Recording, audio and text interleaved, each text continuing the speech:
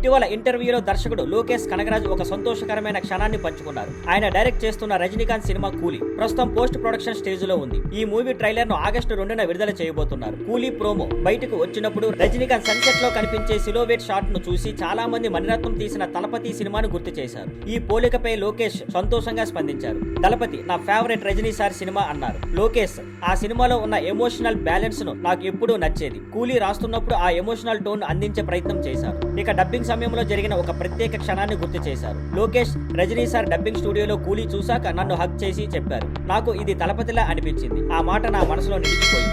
అయితే తాను మణిరత్నం లాంటి రైటింగ్ చేయాలనుకోలేదు, కానీ అలాంటి భావోద్వేగాన్ని మాత్రమే తీసుకురావాలనుకున్నానని చెప్పారు. కూలీ సినిమా ద్వారా లోకేష్ రజనీకాంత్ కాంబినేషన్ లో తొలిసారి స్క్రీన్ పై కనబడబోతోంది. ఈ సినిమా యాక్షన్ తో పాటు భావోద్వేగాలు నిండిన కథనాన్ని కలిపి ప్రేక్షకులను ఆకట్టుకునేలా ఉంటుందని అంచనాలు ఉన్నాయి. Thank you for watching. Please like, share and subscribe.